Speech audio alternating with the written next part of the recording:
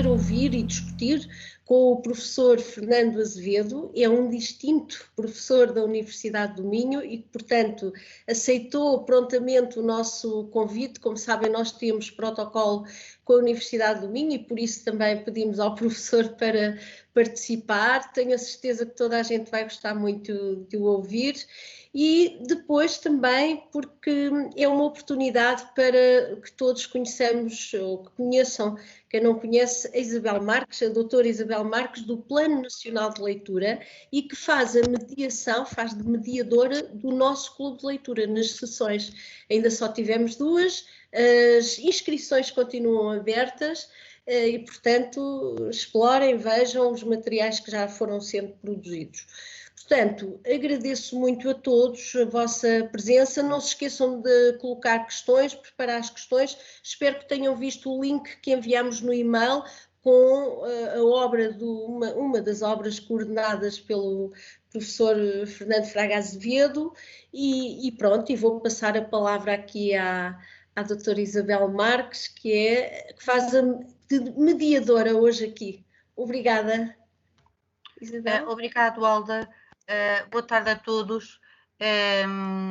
Claro que é um novo prazer todos os dias que venho aqui ao El Corte Inglês. É um prazer estar aqui com colaboradores tão interessados na leitura, nos livros e, sobretudo, ler a propósito de tudo e de nada.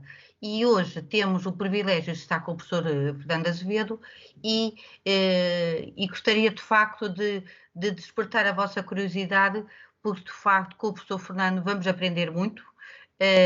Eu que sei algumas coisinhas das leituras, vou de certeza aprender muito e, portanto, todos nós vamos aprender e vamos ter a oportunidade de colocar questões. Esta sessão vamos dividir em 2 momentos. Vamos dividir um momento em que o professor Fernando nos vem falar sobre a importância de formar leitores. O professor Fernando sabe que temos maioritariamente presentes nesta sessão adultos de várias idades, com várias profissões. Não sei se já estão presentes, que também foram convidados, os diretores dos Centros Qualifica, que trabalham com o Corte Inglês. Sim, formadores também. José Pedro Alfaiate, obrigada, esqueci-me de referir. Pronto, e isto o que é que significa? Significa que temos aqui um conjunto de adultos que uns talvez tenham hábitos de ler mais, outros de ler menos, mas todos nós estamos interessados, será que ler serve para quê? Será que tem alguma utilidade? Será que ler não é só para os mais novos? Nós agora que largamos a escola, porque é que vamos continuar a ler? E, portanto, sobre a importância de formar leitores e, sobretudo, adultos. Portanto, hoje vamos centrar nesta temática. E por isso passaria a minha palavra ao professor Fernando, que com certeza vai estar disponível para responder às vossas questões. O que eu gostava de pedir era, enquanto o professor Fernando estiver a falar e suscitar alguma questão, colocavam aqui no chat que eu iria reunir as perguntas. E no final, após esta apresentação, o professor terá todo o gosto de responder às vossas questões e podemos depois colocar perguntas oralmente, não é? Mas, portanto, façam o favor de utilizar. Sei que no clube de leitura toda a gente já está habituada a isto. Quem não está habituado é só chegar aqui ao chat e colocar a pergunta e eu depois serei a vossa porta-voz. Professor Fernando, tem a palavra. Muito obrigado. Eu começo por cumprimentar todos os participantes neste webinário. Agradecer à doutora Alda Bernardes e também à doutora Isabel Marques do Plano Nacional de Leitura o gentil convite para termos aqui este espaço para conversar convosco, para partilhar um pouco daquilo que eu sei e para, no fundo, sermos todos agentes de formação de leitores. No fundo, aquilo que me traz cá é saber que temos aqui um grupo de pessoas, de profissionais altamente qualificados que têm uma característica em comum. São leitores, ou pelo menos gostam de ler, ou interessam-se pela leitura. Então vamos falar um bocadinho sobre a leitura, sobre a importância da educação literária e partilhar algumas estratégias para formar leitores, seja leitores adultos, seja leitores mais jovens, seja leitores crianças, pensando também que se calhar alguns de vós, não todos, mas alguns de vós se calhar sois pais, eventualmente a voz, se calhar não sois, pelo menos os rostos que estão aqui na minha frente são rostos muito jovens, mas eventualmente podemos ter familiares ou podemos eventualmente interagir com crianças e, portanto, como algumas ideias, também algumas estratégias para formarmos leitores desde uma idade precoce. Eu vou começar por partilhar aqui uma aplicação. Exatamente. Ora bem.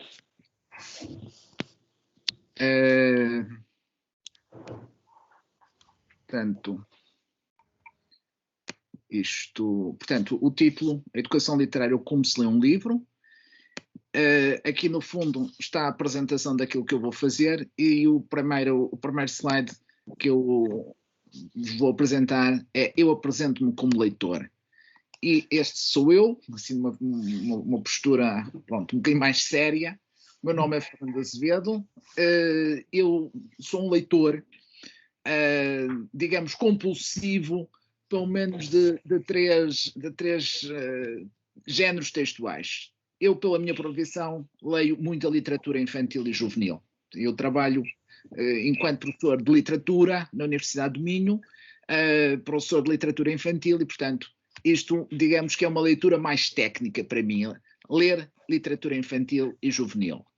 Mas depois, em termos de fruição, gosto muito de ler romance histórico e sou um leitor compulsivo de romance policial. Isso aqui já é a outra parte da leitura. E se calhar, quando estamos a falar em formação de leitores, uma das estratégias pode passar por nos apresentarmos como leitores. Aquilo que nós gostamos de ler, aquilo que nós andamos a ler, aquilo que nos permite definirmos, autodefinirmos como leitores. Relacionado com isto, nós temos uma pergunta básica que é: o que é educação literária e porquê que a educação literária é importante? Reparem, nenhum de nós nasce leitor, mas nós também não nascemos não leitores. Nós fazemos leitores em função das experiências gratificantes que nós temos com a leitura. Então, nós vamos entender a leitura, ou se nós queremos formar leitores, é fundamental que nós entendamos a leitura como um direito. Isto é, entender a leitura como uma fonte de gratificação, algo que não temos que encontrar uma justificação. Eu não tenho que ler porque eu sou obrigado, eu não tenho que ler porque há uma atividade de avaliação associada à leitura. Eu não tenho que ler porque eu tenho que arranjar uma razão. Eu leio por direito próprio, entender a leitura como direito. Eu leio porque quero ler, sem ter que encontrar uma justificação. Quando falamos na leitura como direito, estamos a falar também naquilo que se calhar os senhores conhecem, os chamados os 10 direitos do leitor, e que estão aqui elencados de uma forma simples. Se calhar o primeiro direito do leitor é o direito de não ler. Mas, naturalmente, isto é uma provocação para todos nós. A leitura como direito. Mas, de facto, a leitura não pode ser concebida como, dentro de uma perspectiva de formar leitores, nós temos de entender a leitura como um direito. Isto é, eu tenho o direito de saltar páginas, eu tenho o direito de começar um livro e não acabar o livro, eu tenho o direito de ler não importa o quê, eu tenho o direito de poder amar os heróis dos romances, de poder emocionar perante aquilo que eu estou a ler, de poder chorar, de poder ler não importa onde. Eu tenho o direito de poder saltar de livro em livro, eu não tenho que fazer uma leitura que começa na primeira página e termina na última página, não é? Eu leio aquilo que me interessa, eu posso ler em voz alta, eu devo ter também o direito de não falar daquilo que eu li. E, portanto, entender a leitura como um ato muito íntimo, afetivo, íntimo, muito subjetivo, que eu não quero partilhar. Obviamente que num clube de leitura, e todos vós, por aquilo que eu fui percebendo, ou pelo menos a maioria de vós, partilhai.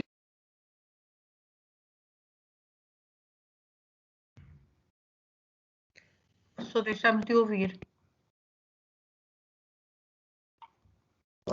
Acho que ficou com o som desativado. O professor tem que ligar o microfone, se faz favor. Ok. Ok. Já está, já está. Passado.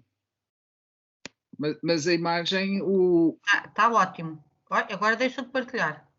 Pois. Então vamos lá voltar, vamos lá reiniciar a partilha. Onde é que nós estávamos? Estávamos nos direitos do leitor. Exatamente. Leitura como direito.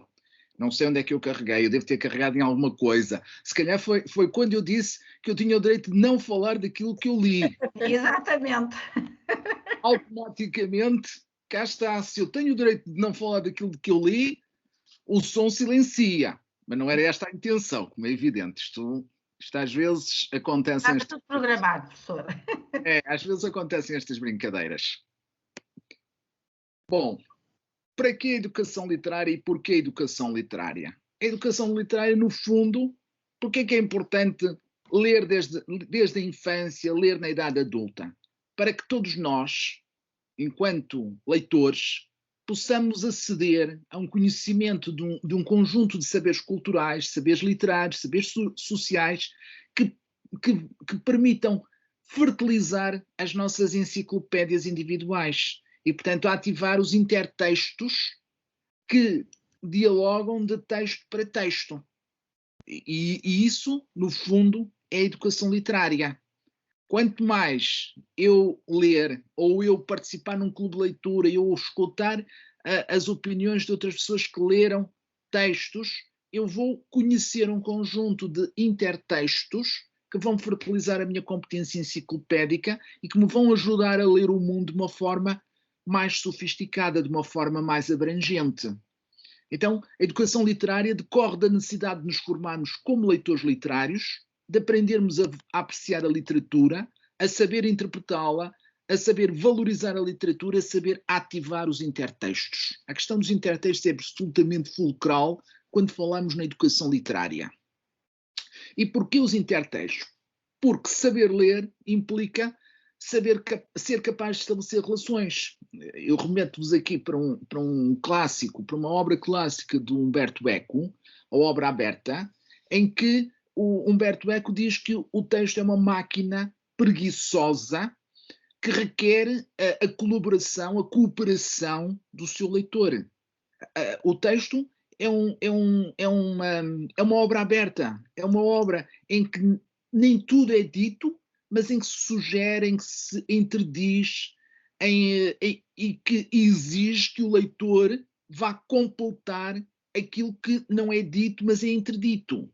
Então, saber ler implica ser capaz de estabelecer relações. Um texto apenas pode ser lido em articulação com outros textos que fazem parte do espaço discursivo de uma cultura. E, portanto, quanto mais a minha competência enciclopédica for alargada, isto é, quanto mais eu ler desde uma idade precoce, estou a pensar desde a infância, na minha juventude, na minha idade adulta, eu vou conseguir interpretar o mundo de uma forma mais sofisticada, de uma forma mais abrangente. Precisamente porque eu domino estes intertextos que perduram, que dialogam, que são previventes ao longo da nossa sociedade, ao longo da nossa cultura. E, portanto, é fundamental eu dominar, eu possuir uma educação literária. A educação literária, no fundo, vai ser uma base para poder ler o mundo de uma forma sofisticada, de uma forma crítica. Reparem, está ali a citação do Umberto Eco: o texto literário é uma máquina preguiçosa que apela ao leitor para que faça, no fundo, agora, eu acho que parei a partilha, ou não? Não, está bem. Está bem. É engraçado. Para ver a citação do Umberto Eco. Estás a ver a citação do Umberto Eco, mas eu perdi a citação do Umberto Eco. Ai, fugiu. Fugiu. Estávamos a falar da obra aberta. Novamente, os espaços em branco. Os espaços em branco materializaram-se. Ok. Regressaram os espaços em branco. E o leitor tem que fazer o seu trabalho. Eu peço desculpa. O diapositivo anterior andou muito rápido. Talvez seja esse. Se puder andar para trás um. Mas está a partilhar, hein? Ou não? Está a partilhar, mas não está a mexer. Está Calma. parado, está congelado. Então vamos lá, vamos aqui experimentar uma coisa. Neste momento já estou a partilhar, correto? Correto. Já estava, sim. Pronto, muito bem. Então avancemos. Avancemos. Avancemos, sim senhor, avancemos. Sim. Portanto, no fundo, a educação literária corresponde a quê? Corresponde a conhecer temas, estilemas, símbolos, textos, autores, textos literários. Significa que eu vou conseguir ativar os intertextos fundamentais e se eu ativo os intertextos, eu posso dizer que sou membro de uma casa comum. Eu partilho uma cultura, eu partilho uma eu integro uma comunidade interpretativa. Não é? E, portanto, isto permite-me, a mim que sou um leitor sofisticado, que tem uma capacidade de leitura sofisticada, de leitura abrangente, isto permite-me ler o mundo numa multiplicidade de planos. Permite-me ler não só na estrutura de superfície do texto, mas também na estrutura profunda. Isto vai-me permitir, no fundo, uma leitura mais sofisticada do mundo, o que é sempre importante, principalmente no atual contexto das fake news e todo este mundo em que nós vivemos, este mundo globalizado. Então a pergunta é, por que razão é importante a educação literária? Eu trago-vos aqui um texto, é um anúncio publicitário de uma empresa de serviços espanhola, uma espécie de correios, uma empresa de entrega de encomendas urgentes. Não interessa a publicidade à empresa, não é esse o objetivo, não temos interesse em fazer nenhuma publicidade, e que diz assim, mostra-nos aqui uma caixa, uma cestinha, está ali escrito, por acaso até está em espanhol, para ti abuela, caperruchita, e depois diz assim, expertos em finales felices, especialistas em finais felizes. Reparem que trata-se de um anúncio publicitário, não estamos a falar de literatura, é um anúncio publicitário, mas é um anúncio publicitário que exige da parte do receptor, do destinatário, um conhecimento a nível da educação literária. Isto é, o receptor desta mensagem publicitária só vai perceber a amplitude e o alcance desta mensagem se conhecer, por exemplo, a história do Capuchinho Vermelho. Isto é, se a menina do Capuchinho Vermelho, em vez de levar a cestinha à vozinha pela floresta, expondo-se aos riscos da floresta, tivesse despachado pela empresa X, é esta, mas podiam ser os Correios, os CTTs, Portugal, se tivesse despachado pela empresa X, provavelmente ainda seria viva hoje em dia. Não lhe teria acontecido todas aquelas agruras, toda aquela dor, todo aquele sofrimento, toda aquela ansiedade que ela vivenciou e que é expressa na história do Capuchinho Vermelho. Reparem, estamos a falar de educação literária, estamos a falar de uma capacidade de ativarmos intertextos que fazem parte de uma cultura, que fazem parte de uma comunidade interpretativa e que nos vão auxiliar a ler o mundo de uma forma mais abrangente, mais sofisticada. Vamos ver mais dois exemplos deste género. Vejam aqui, trata-se de uma associação, a DECO, uma associação de consumidores, e que no fundo diz assim, é também um anúncio publicitário, estamos no domínio da publicidade, não estamos no domínio da literatura, mas diz assim, um final feliz com a nossa ajuda. Ou seja, há aqui um diálogo intertextual, e é por isso que eu estava a falar da questão de ativar os intertextos, temos aqui um diálogo intertextual entre uma história, uma narrativa que é conhecida ou que supostamente é conhecida pela comunidade, já que surge num anúncio publicitário, há um diálogo intertextual entre uma história de uma jovem que, reparem, esta jovem perde o sapatinho e consegue ter uma história, consegue ter um final feliz, sozinha, autónoma, não precisa de ninguém para ter um final feliz. E eu aqui remeto-vos, naturalmente, Eu remeto, e todos vós, neste momento, já ativastes os intertextos e conheceis a história da Cinderela, da gata borralheira, também conhecida como a história da Cinderela. A Cinderela consegue ter o final feliz, não autonomamente, mas com ajudas. Não é? Alguém vem em socorro desta jovem. E aqui naturalmente, com propósitos publicitários de venda de um determinado serviço, um piscar de olhos a um leitor sofisticado, a um leitor que é detentor de uma competência literária, de uma educação literária e que consegue rapidamente perceber do que é que estamos a falar e porque é que esta associação é relevante neste contexto. Vamos ver apenas mais um outro exemplo do mesmo género. Aqui há uma publicidade a uma bebida, que eu nem consigo localizar qual é a bebida, mas isso não interessa nada, para o caso, e em que, reparem, há um diálogo exatamente com a história anterior.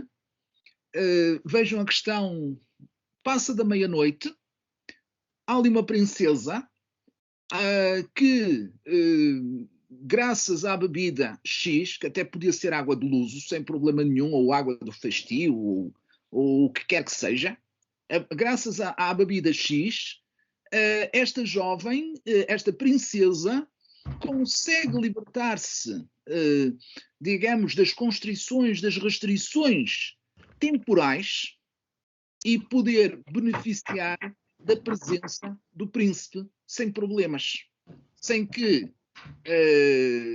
surja nenhum mal no mundo. Naturalmente que este tipo de anúncio publicitário faz um diálogo intertextual com uma narrativa que é conhecida da comunidade, que é conhecida da comunidade interpretativa. A história da gata borralheira. Tens de estar em casa até à meia-noite, ou então o coche, o teu vestido de princesa, tudo se vai transformar, não é? Há ali toda uma fronteira temporal que é superada graças ao produto X. Bom, estamos a falar de educação literária, estamos a falar da ativação de um conjunto de intertextos que são relevantes para que o leitor consiga ler o mundo de uma forma mais sofisticada, de uma forma mais abrangente. E a pergunta que naturalmente se coloca é: como é que nós desenvolvemos a educação literária? Como é que nós alcançamos a educação literária? Bom, aqui só há uma solução. E a solução chama-se ler mais. Ler mais. Ler. Ler como? Pode ser a leitura individual, naturalmente. Mas, estando eu a falar para um público adulto, para um público profissional, que desempenha as suas profissões num conjunto, numa multinacional, eu acho que, e tendo esta empresa um clube de leitura, eu penso que todos beneficiamos em participar de clubes de leitura. Desenvolver a educação literária, ativar estes intertextos, passa exatamente por ler mais e por participar de clubes de leitura. Sendo que os clubes de leitura, como depois até podemos abrir aqui depois alguma conversa, alguma partilha, os clubes de leitura permitem-nos não apenas expressarmos, partilharmos opiniões sobre aquilo que nós estamos a ler, ou sobre aquilo que nos agrada ler, como também escutar, ouvir aquilo que os membros desse clube partilham sobre as obras que andam a ler. Reparem, nós não vamos nunca ter capacidade para ler tudo aquilo que está publicado. E, portanto, aquilo que eu leio, mais as partilhas que eu obtenho integrando um clube de leitura, vai-me permitir ler mais e conhecer o mundo de uma forma sofisticada e de uma forma abrangente. Quando falamos em partilhar, partilhar no âmbito de um clube de leitura, no fundo estamos a pensar em que pode ser fundamental, num clube de leitura, experimentar, partilhar uma relação afetiva com os textos. E partilhar uma relação afetiva com os textos passa, por exemplo, por eu poder livremente, sem qualquer constrangimento, sem qualquer julgamento dos pares, expressar as emoções que a leitura deste texto, ou que a leitura do livro me provocou, as sensações que eu vivenciei, os horizontes que o texto me abriu, a forma original ou a forma inovadora como o tema foi tratado, o encanto que a personagem X me provocou, as relações intertextuais que aquela leitura me permitiu estabelecer. A leitura daquele livro permitiu-me ter esta emoção, ter este sentimento, permitiu-me chorar, permitiu-me reviver determinados acontecimentos da minha vida. E isso é, no fundo, experimentar uma relação afetiva com os textos.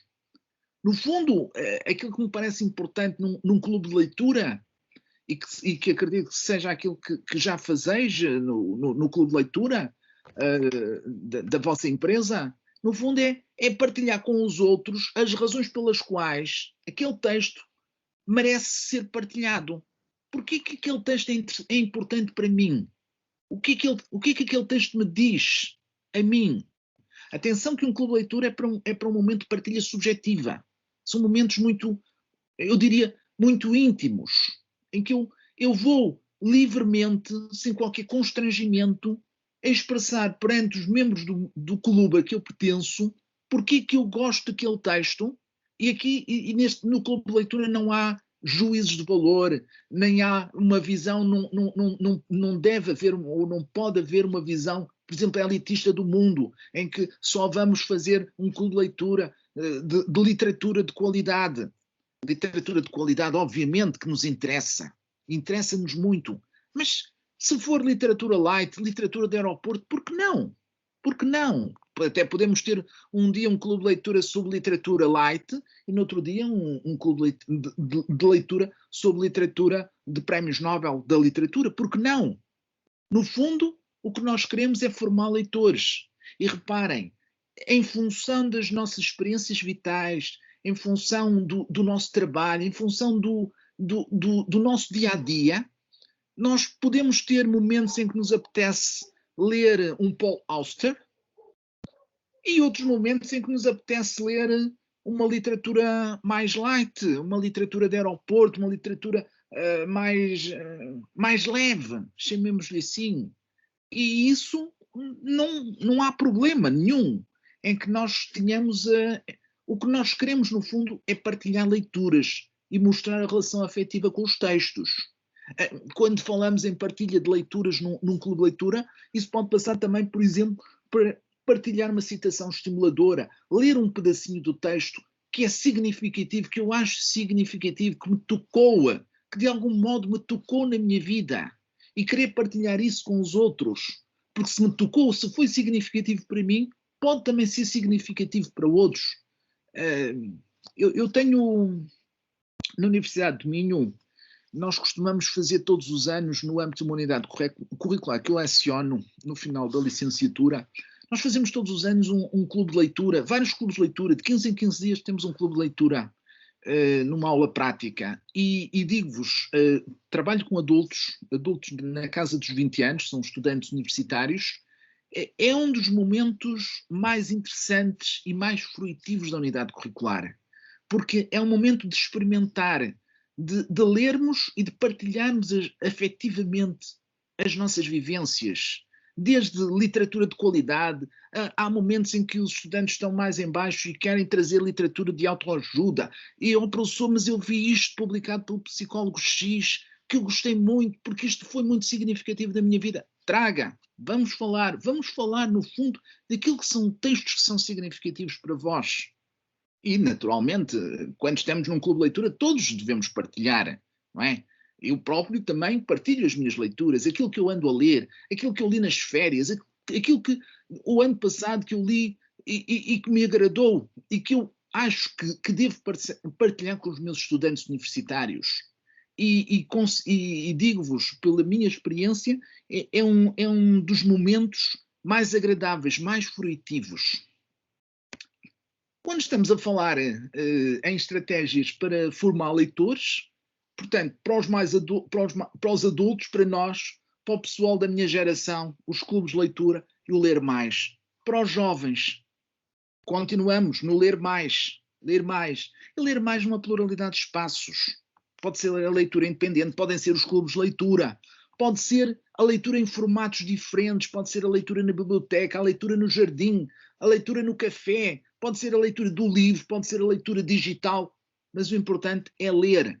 Ler numa multiplicidade de formatos, numa multiplicidade de suportes, não é? Porque muitas vezes nós temos tendência a valorizar apenas o livro, mas o livro obviamente que é importante, eu diria que o livro é fundacional na nossa cultura, mas o livro, o texto, reparem hoje em dia, ainda para mais com o confinamento, se calhar todos nós neste momento estamos muito ágeis no digital, não é? E isso também é leitura. E isso também nos enriquece, até porque o digital permite-nos estabelecer ligações hipertextuais a outros textos, aceder a um documento vídeo, aceder a um documento multimédia, e tudo isso é enriquecedor. E se calhar para os jovens pode ser uma excelente estratégia para ler e para lerem mais. Portanto, na linha dos novos formatos para a fruição leitora, o livro, sim, mas também não esquecer a questão do digital.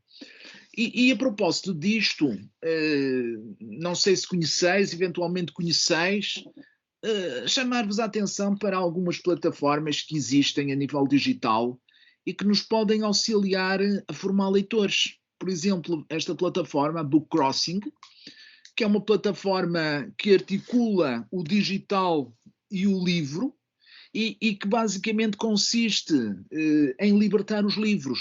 Eu tenho um livro que eu acho interessante, então eu não o vou guardar para mim próprio, não o vou guardar na minha estante, mas eu vou inscrever o livro nesta plataforma, isto é tudo grátis, e eu vou libertar o livro num determinado local da minha cidade. E depois eu posso, através da plataforma, acompanhar o percurso, a libertação do meu livro. Um outro leitor, anónimo, vai recolher este livro, vai encontrar este livro, no fundo, e vai lê-lo, e vai dizer acerca desse livro aquilo que quiser, não é? Da mesma maneira que eu refiro, partilho com os outros, através da plataforma, aquilo que eu considero relevante no livro, aquilo que me agrada neste livro.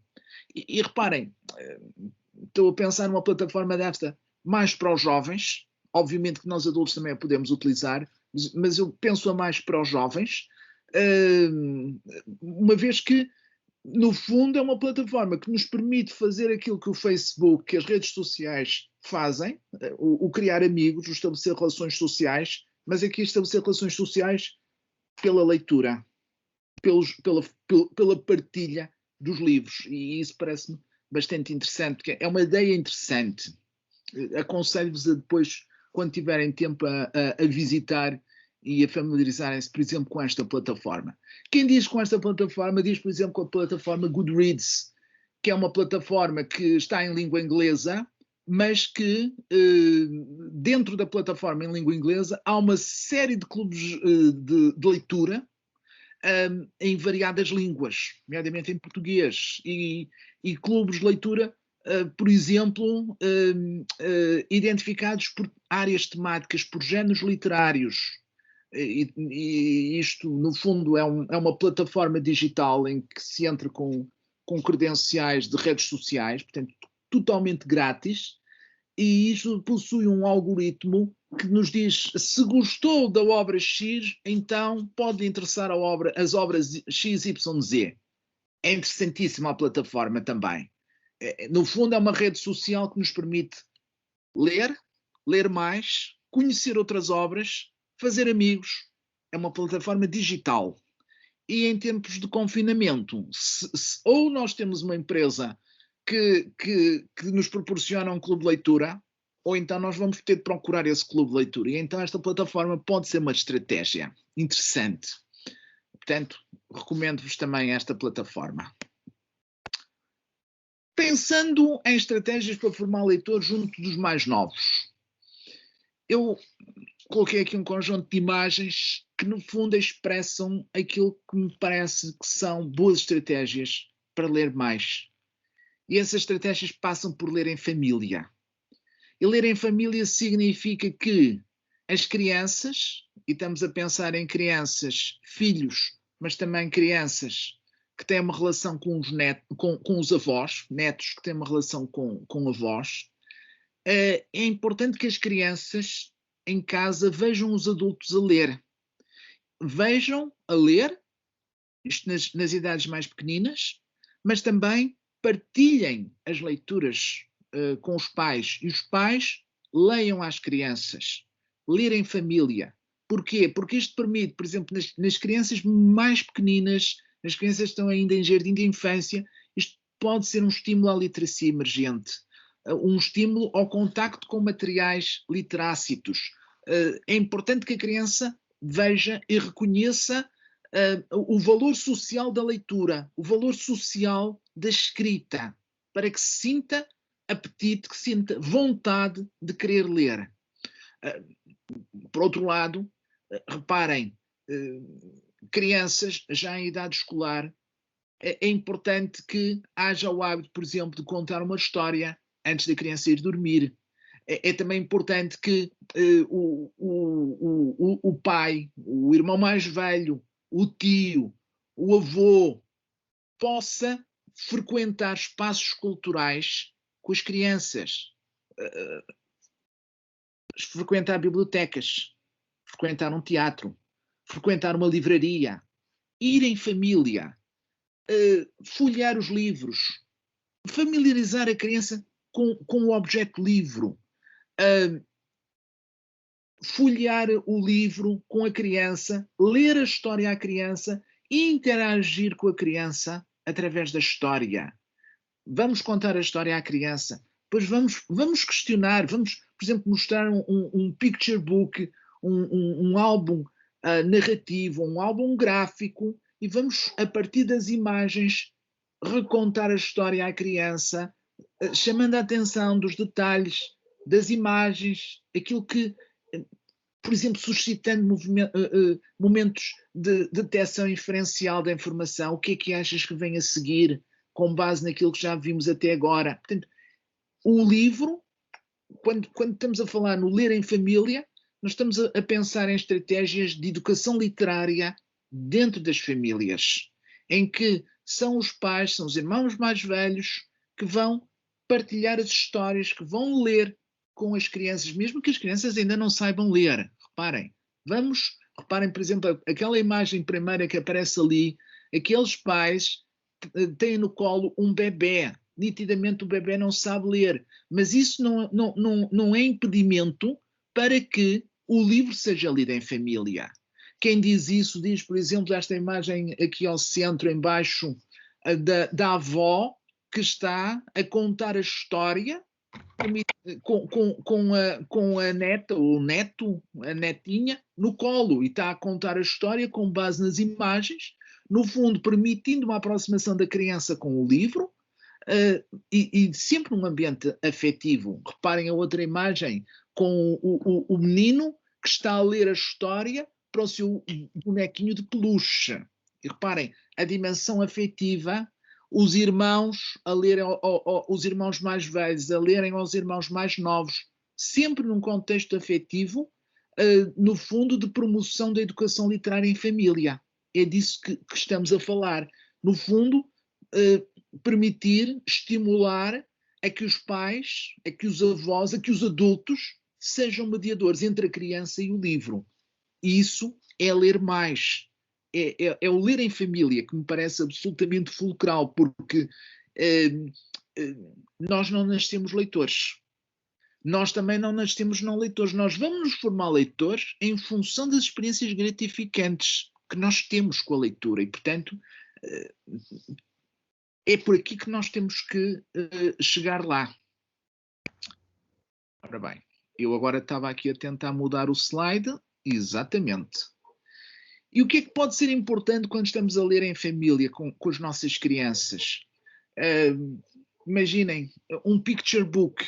Vamos pegar num picture book. Vamos explorar os elementos paratextuais, chamar a atenção para detalhes da capa. Para quê? Suscitar a curiosidade, motivar para a leitura. Eventualmente, dependendo das idades das crianças e dependendo do texto que estamos a partilhar com a criança, pode ser importante ativar um determinado conhecimento prévio acerca do assunto. E isso é feito antes de começarmos a ler. De modo a promover respostas pessoais face ao texto. E, portanto, isto basicamente são as atividades antes da leitura, de pré-leitura, que muitas vezes são usadas dentro da sala de aula. Mas as famílias podem fazer isto. Não é complicado. É pegar no livro, explorar a capa, a contracapa, o que é dito, o que é interdito, chamar a atenção para alguns detalhes que eu, leitor adulto, que conheço o texto, será mais fácil depois estimular, suscitar a curiosidade, motivar para a leitura aos mais novos. E, por conseguinte, estão aqui algumas ideias, algumas estratégias. Onde está o cursor? O cursor fugiu. Oh my God. Ok.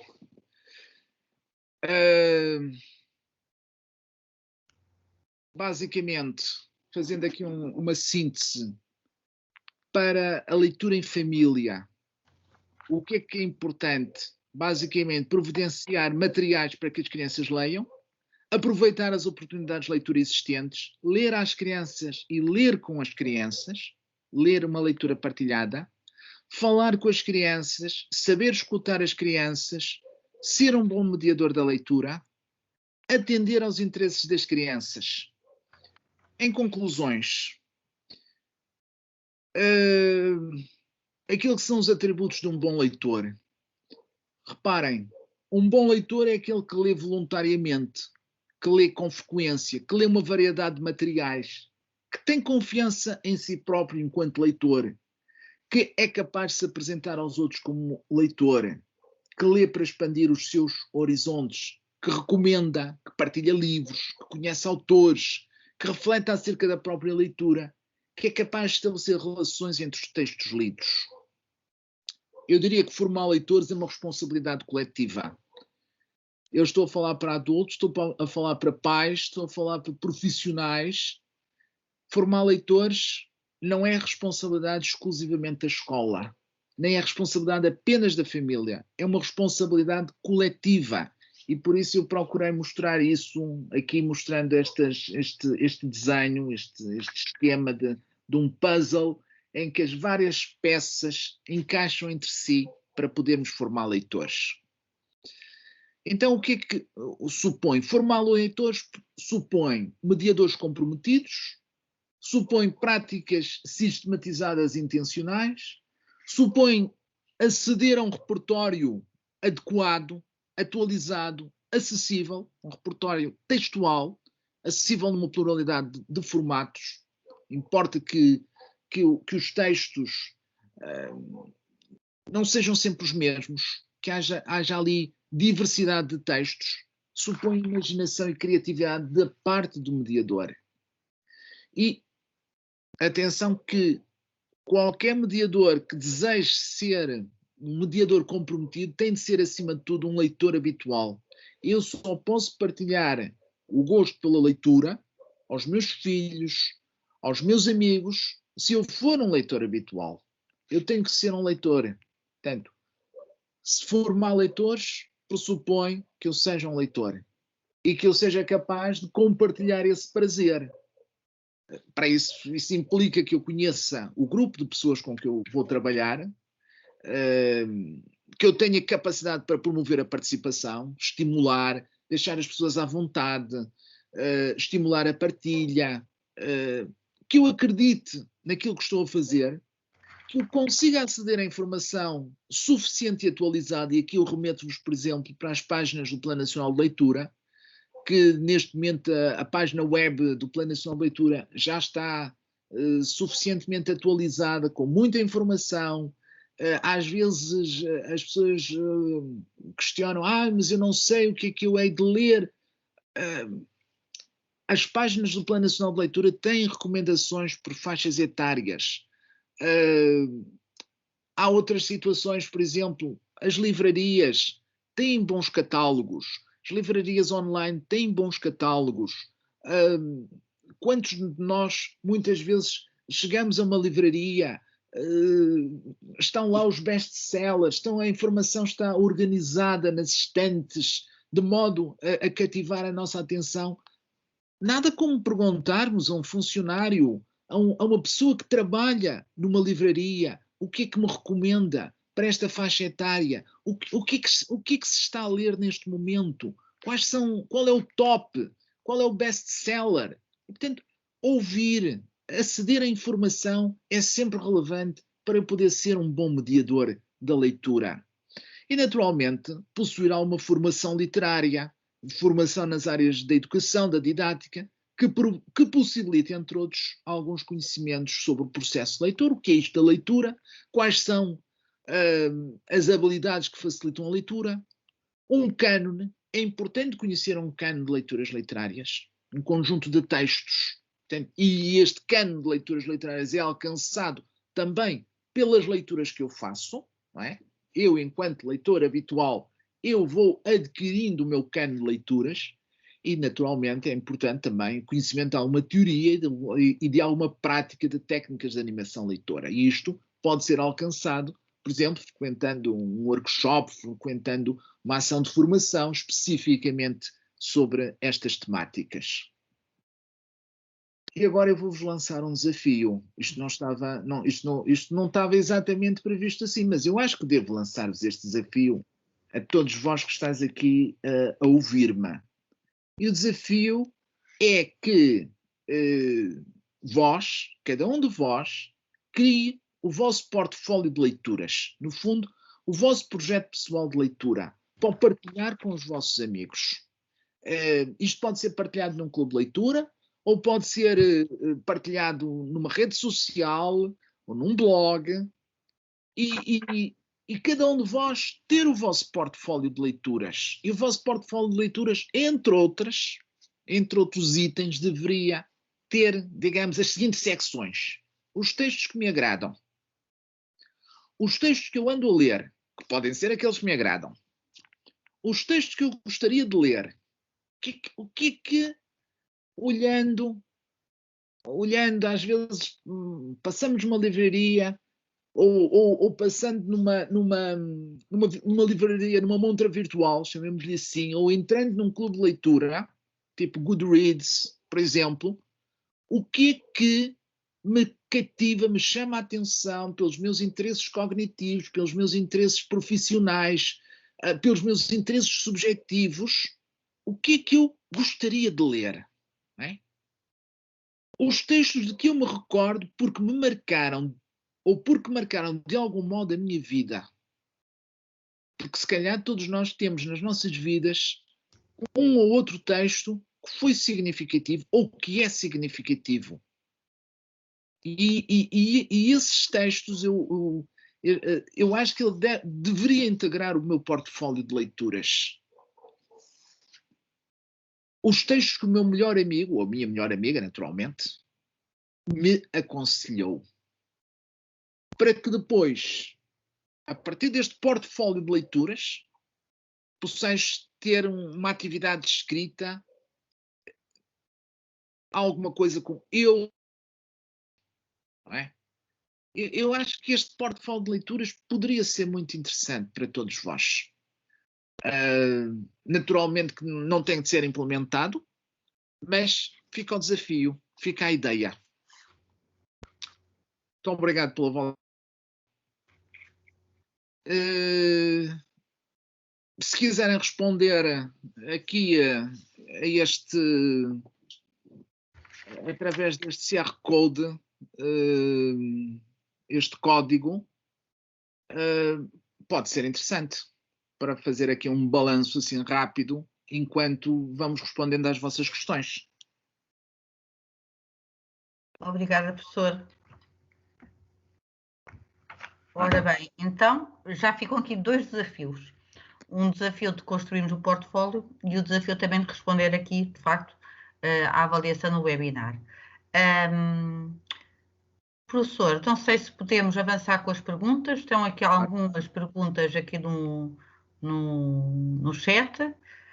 Antes de mais, queria agradecer da excelente apresentação com que nos brindou e, de facto, é bom de facto ouvir que o livro tem que ser acarinhado e desconstruído. Portanto, o livro já não é aquele objeto de luxo das elites, mas sim deve ser universal e democrático, chegar a todos e lermos em qualquer idade e em qualquer lugar.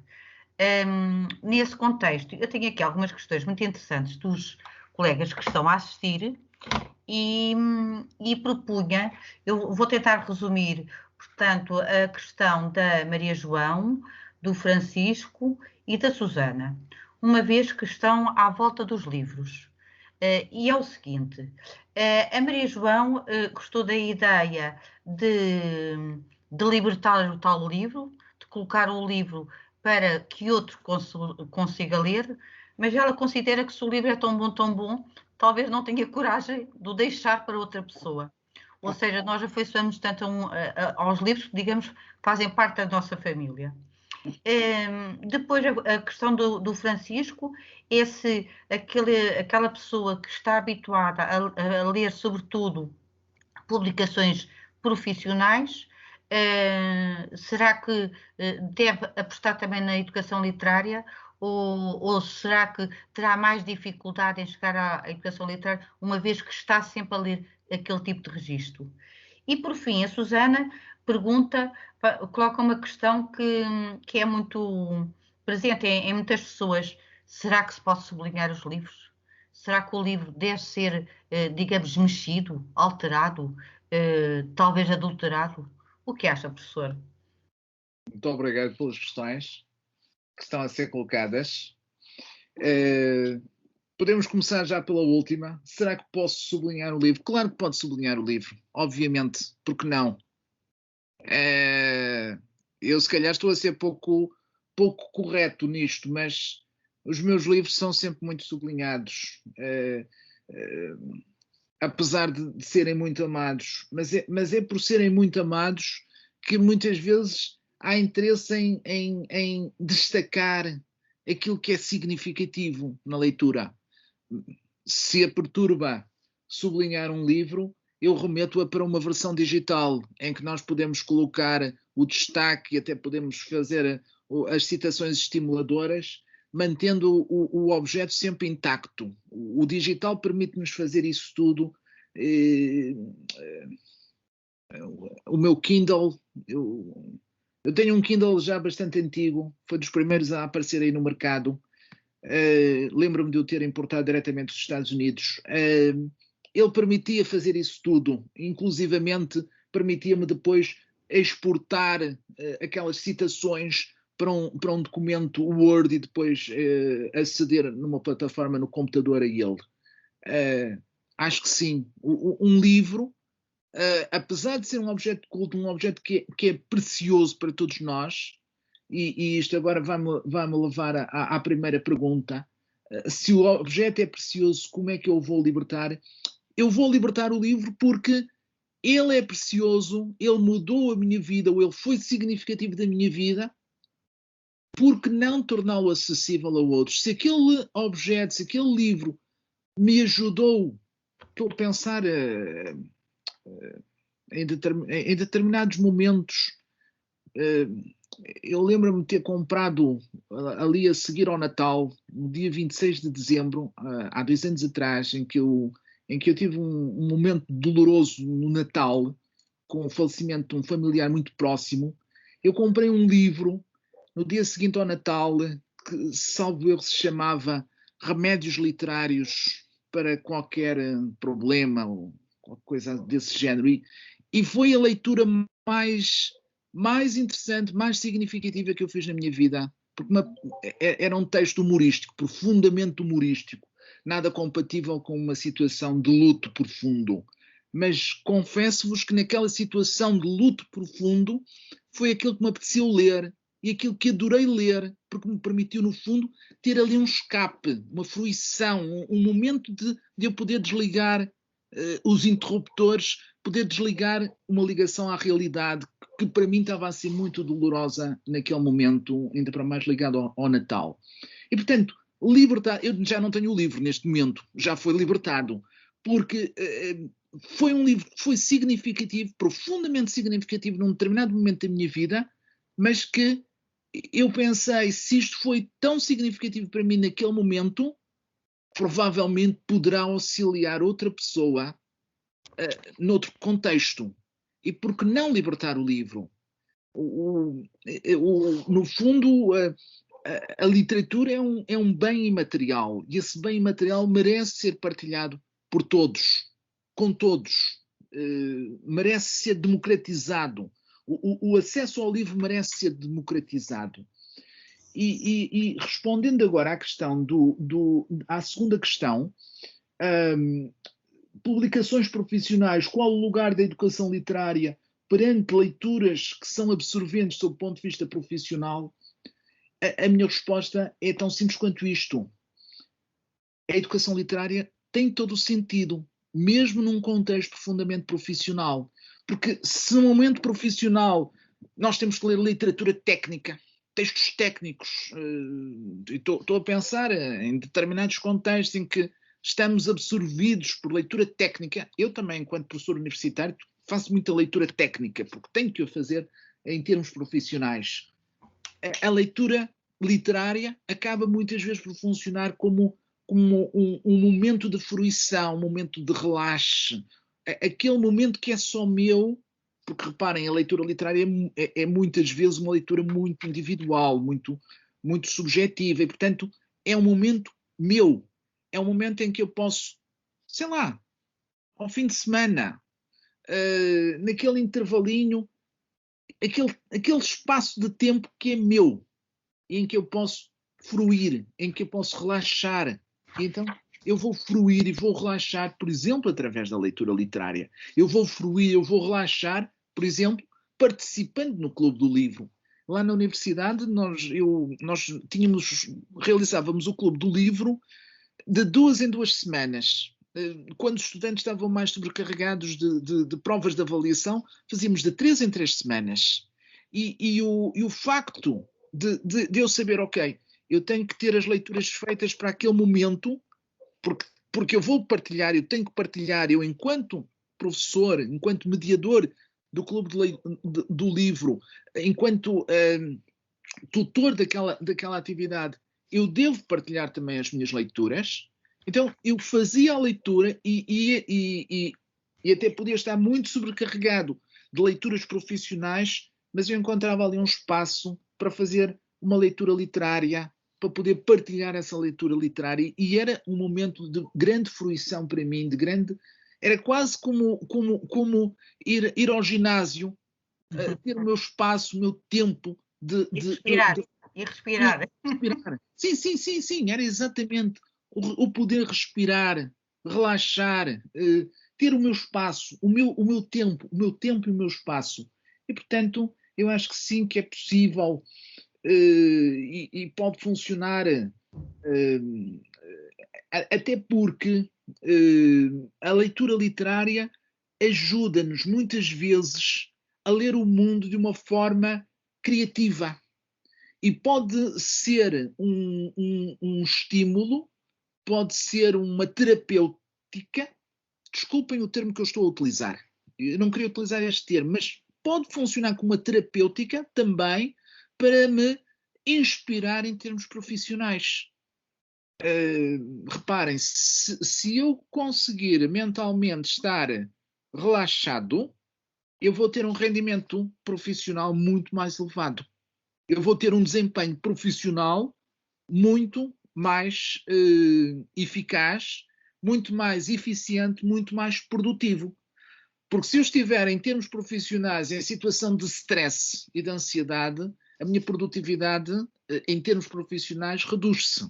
Portanto, se eu quero ser um profissional competente, altamente especializado e capaz de alcançar com sucesso os meus objetivos, é fundamental que, em termos mentais, eu esteja relaxado. E isso, eu, por exemplo, consigo alcançar isso através da literatura. E, naturalmente, que vos recomendo. Professora, se não se importasse, deixava de partilhar a tela para passarmos a ver. Com certeza que sim. Porque também já estamos a chegar ao final da hora, com grande pena nossa. Eu ainda tenho aqui uma questão da Carla Olas, que ainda queria colocar, e gostaria então, de facto, de chamar a atenção que temos nos últimos 5 minutos finais, porque sei que há pessoas que, entretanto, têm outros horários e horários de trabalho em que têm que retomar as suas funções. Professor, queria de facto chamar a atenção para todos que de facto a leitura literária é uma forma também de cidadania, portanto nós nos tornarmos mais inclusivos, de conhecermos o mundo em que vivemos e de facto ler o mundo através de um livro ou de um texto, não importa o suporte, é fundamental para desenvolvermos o espírito crítico e para também situarmos no mundo em que vivemos, não nos aliarmos completamente. Por vezes acontece muito com uma profissão, nós só vemos aquela temática, só aquela área, e de facto a literatura permite-nos respirar, sonhar, relacionarmos com os outros, e de facto é extremamente importante. Para terminar, professor, se concordasse, eu ainda colocava a questão da Carla Olas, uma vez que também, como sabe, portanto o Corte Inglês tem várias livrarias, e nós estamos aqui também com alguns livreiros e que naturalmente gostariam de beneficiar do seu saber e da sua experiência. E a Carla Olas coloca a seguinte questão, portanto, ela comenta que de facto deve-se ler tudo e em todos os formatos, mas quais os livros que o professor considera incontornáveis? Ou seja, se gostaria de deixar aqui algumas dicas no sentido dos livros incontornáveis. Eu diria clássicos da literatura, seja literatura infantil, seja literatura juvenil, seja apenas clássicos. Eu acho que os clássicos são obras incontornáveis, que funcionam quase como talismãs. E, naturalmente, eu ficar-me-ia pelos clássicos. E, naturalmente, dentro de bons autores portugueses, porque é também fundamental que conheçamos aquilo que é o nosso património literário, nosso património cultural, os bons autores portugueses, naturalmente. Temos um prémio Nobel em Portugal, na literatura, e por conseguinte é fundamental conhecermos também os nossos autores portugueses. Claro. E já agora, professora, também outra questão, ainda aqui foi colocada do Gonçalo, que salvo erro tinha a ver com as idades. Ou seja, quando um cliente, um consumidor, dirige-se a uma livraria e pergunta, tem sentido haver livros recomendados para determinadas idades? Um livro não pode ser lido por várias idades? Há momentos para ler determinado livro? Que tipo de recomendação é que os livreiros poderão dar a quem os interroga? Eu diria que essas recomendações elas facilmente podem ser respondidas remetendo para as listagens do Plano Nacional de Leitura. O Plano Nacional de Leitura tem uma belíssima equipa de especialistas que fazem a leitura de tudo aquilo que é publicado a nível nacional, cada ano, fazem leituras extensivas de tudo o que é publicado e fazem essa seleção, selecionam os melhores textos em termos de qualidade literária adequados às faixas etárias. Naturalmente que, dependendo dos livros, um livro de literatura infantil, por exemplo, pode ser lido num clube de adultos. Não tem que ser lido só por crianças. Pode ser lido por crianças, pode ser lido por adultos. Pode funcionar como belíssimo estímulo para uma reflexão, obviamente com outro nível de leitura, num clube de leitura composto só por adultos. E, por conseguinte, a questão da identificação de dizer este livro é só para esta faixa etária X, tudo depende do livro, depende da leitura que vamos fazer, não é? Mas para isso eu remeto-vos para as páginas, para a página web, para a informação disponibilizada pelo nosso Plano Nacional de Leitura, porque os especialistas estão lá a fazer as leituras extensivas e a fazerem a seleção e, por conseguinte, o Plano Nacional de Leitura, sempre. Sim, professor, eu agradeço essa recomendação do Plano Nacional de Leitura e, sobretudo, gosto de lembrar sempre que os livros não são obrigatórios e, portanto, não são obrigatórios por idades. E o PNL 2027 recomenda livros e não, digamos, os coloca numa prateleira de obrigatórios para a idade dos 5 ou dos 7 ou dos 8 anos. Recomenda-se. E depois a pessoa é livre de ler e de usufruir o livro, porque de facto é um prazer a leitura. Não sei, Alda, a nível das horas, porque já são 6h10, não sei se podemos prolongar mais um pouquinho. Por mim eu estava aqui a noite toda. Sim, eu acho que se o professor não se importar, só fazer uma ronda, ver se há alguma questão mais, algum colega que queira partilhar, colocar as questões, alguma questão?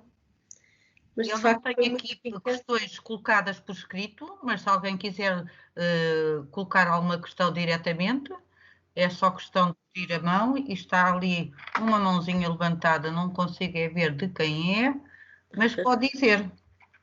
É da Lila. Sou eu. Olá, boa tarde. Diga. Boa tarde a todos. Eu estive aqui a escutar com muita atenção aqui as explicações do professor. E houve aqui uma frase que o professor disse que é mesmo muito importante e que para mim também faz muito sentido. Mas eu gostava de fazer aqui uma questão acerca destas frases que foram aqui ditas. O professor falou aqui em estímulo das crianças à literatura emergente. Eu gostava de saber o que é que podemos sugerir aos pais para estimular aqueles pais que não têm muito tempo para estarem com os seus filhos ou os familiares mais próximos. O que é que podemos fazer para estimular estes pais a lerem mais, a partilharem estas formas de literatura com os seus filhos, com os seus educandos? É porque, efetivamente, nesta altura que nos encontramos, poucos pais estão em teletrabalho e conseguem acompanhar muito pouco os seus filhos. Mas depois há aqueles momentos em que podiam partilhar estas leituras, esta parte da leitura emergente. Gostava de saber o que é que nós podemos fazer para estimular pais, colegas, neste caso, temos aqui tantos pais aqui presentes. Alguns ainda não são do nosso clube de leitura, mas há outros que vão passar a ser, com certeza. Nunca é tarde. Nunca é tarde, sim. Relativamente a essa situação, eu diria que é fundamental contar histórias, partilhar histórias, ler um livro, pode ser um picture book, um álbum narrativo. Portanto, há belíssimas, nós temos um conjunto de editoras em Portugal que publicam para a infância reconhecidas de grande qualidade, algumas das quais, alguns desses livros integram listagens do Plano Nacional de Leitura e, por conseguinte, ler essas histórias às crianças, ler com as crianças, ir com as crianças, por exemplo, a uma biblioteca pública, uma biblioteca municipal. As bibliotecas públicas e municipais em Portugal, para além do espólio bibliográfico, têm um conjunto de atividades de promoção da leitura, de promoção da literacia emergente, de programas de educação literária e, por conseguinte, aproveitar, no fundo, as estruturas que existem a nível da sociedade, que já estão montadas e que podem ajudar a formar leitores desde uma idade precoce. Por exemplo, ter o hábito. Estou a pensar numa atividade algo que eu observei aqui na Biblioteca Lúcio Craveiro da Silva, que é uma biblioteca com sala infantil.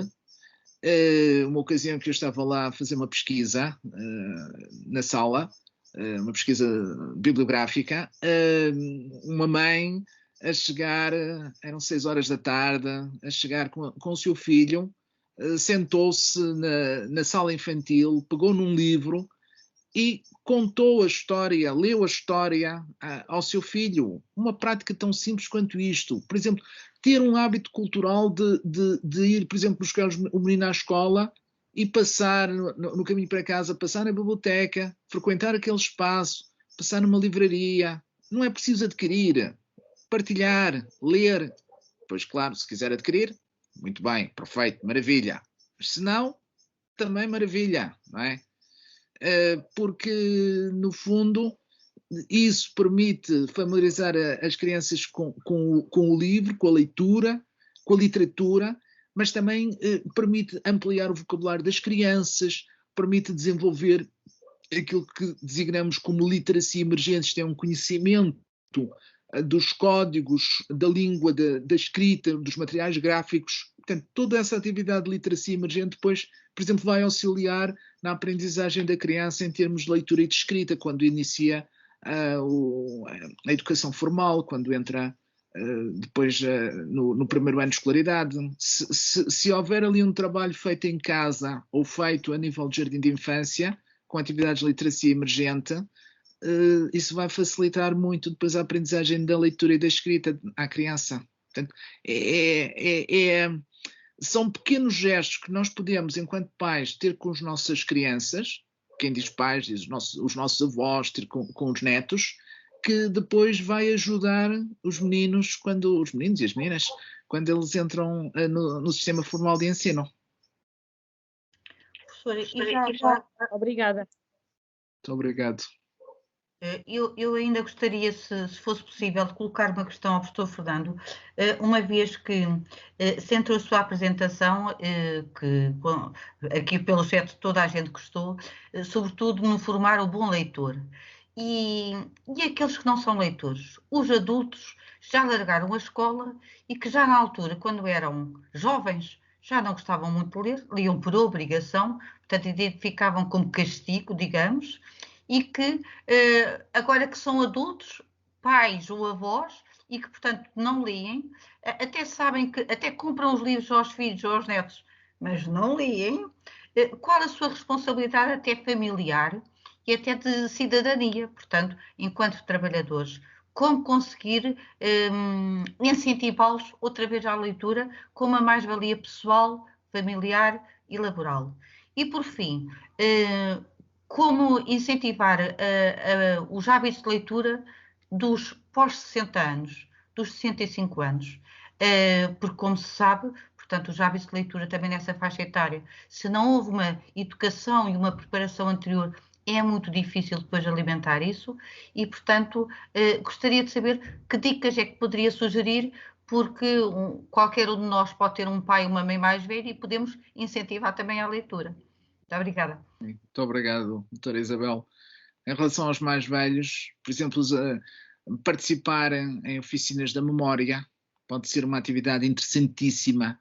Estou a pensar, por exemplo, os mais velhos que eventualmente ou já não leem porque já não têm, por razões várias, nomeadamente razões de saúde, têm dificuldade em ler, ou porque não leem porque, infelizmente, em Portugal, se calhar há não sei se é uma larga faixa, mas ainda há alguma população mais idosa que não beneficiou do sistema de escolaridade obrigatória e, por conseguinte, pode haver ainda alguns idosos que não leem, porque não dominam o código que permite, portanto, a leitura. Eu diria que as oficinas da memória são espaços interessantíssimos para os mais idosos. Partilhar, podem não ler, mas conhecem histórias, conhecem narrativas, experiências de vida que podem partilhar com os mais novos, podem partilhar uns com os outros e que são profundamente enriquecedoras para o próprio desenvolvimento pessoal e social. E em termos afetivos, valorizar aquilo que os mais velhos têm para partilhar connosco é também um ato de amor e um ato de cidadania. e acho que isso é importante para todos nós. Quanto aos adultos que já não leem, embora reconheçam que a leitura é uma atividade de cidadania e uma responsabilidade social, eu diria integrar um clube de leitura. Eu não leio, estou a pensar em situações por vezes dizem-me, eu não leio, eu não gosto de ler. Está bem, mas venha ao nosso clube de leitura e venha escutar aquilo que os outros leem, venha escutar aquilo que os outros partilham.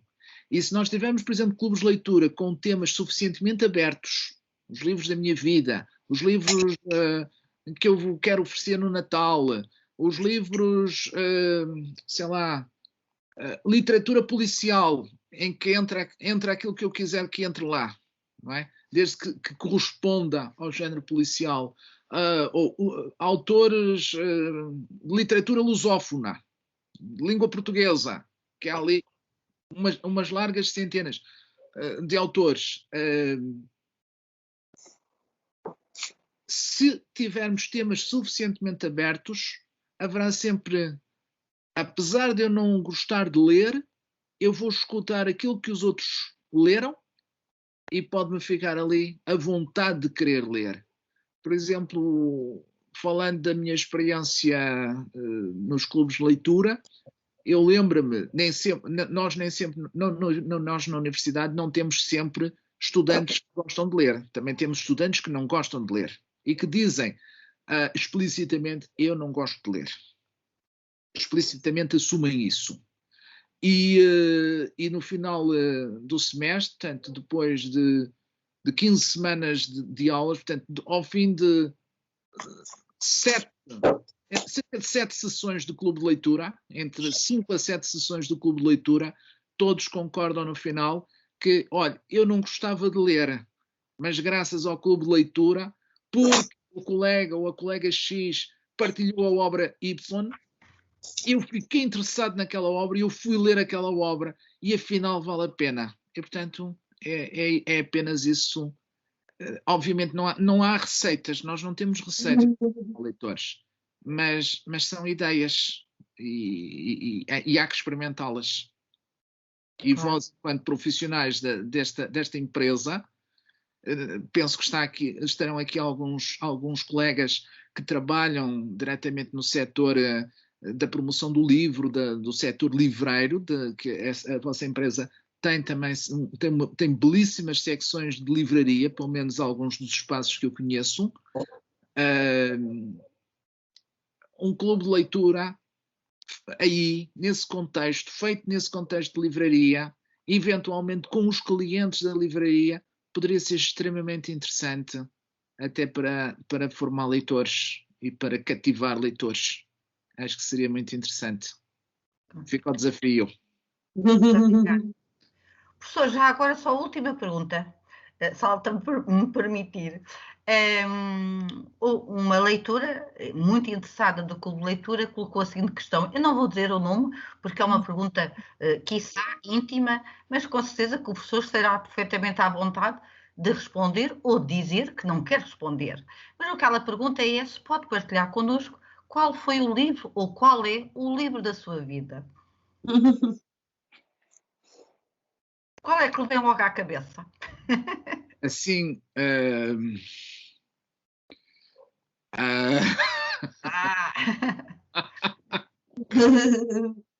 eu diria Marcel Proust, à la recherche du temps perdu. Pronto, em busca do tempo perdido. Marcel Proust. Muito obrigada. Eu sou de formação de literatura francesa. Claro, claro. Professor, foi um gosto. Alda, não sei se, portanto, acabaríamos. Agradecer-lhe imenso toda a sua generosidade e colaboração em participar aqui nesta sessão. Acho que, de facto, foi um momento riquíssimo e também diz muito da responsabilidade social que é o El Corte Inglês e que eu estou a aprender a trabalhar aqui e que, de facto, é um privilégio estarmos aqui com uma série de pessoas que ou intervalaram o trabalho ou guardaram este momento para todos, digamos, nos interessarmos sobre os livros. Muito obrigada, professora Alda. Professor, muito obrigada, foi realmente extraordinário, a doutora Isabel já disse tudo, agradeço imenso também à nossa, já vou dizer assim, à nossa Isabel Marques, a nossa mediadora do Clube de Leitura, fica o convite a todos para integrarem o Clube de Leitura, agradeço igualmente a presença dos formadores e técnicos dos Centros Qualifica, dos Carvalhos, sei que não puderam estar todos, da Escola de Comércio de Lisboa e também do SECOA, veja que o professor José Pedro Alfaiate. Aos colegas da empresa agradeço imenso as questões e não arredam o pé, porque realmente não dá vontade de arredar pé. Professor, tivemos casa cheia, 55 participantes, terminamos a sessão com mais de 40 e que ainda aqui estão e, portanto, só temos a agradecer a todos. Muito obrigada por tudo e boa tarde e até ao próximo, que é quinta-feira. Obrigada. Obrigada, professora. Obrigada. Obrigado. Obrigada. Obrigada. Palavras gentis. Muito obrigado. Professor, nós temos aqui, estão aqui depois os comentários, eu depois envio ao professor, está bem? Não sei se tem acesso ou não. E também partilharemos o vídeo depois que ficará disponível. A Filipa, agradeço, Filipa, aqui a tua ajuda técnica, fizeste umas fotografias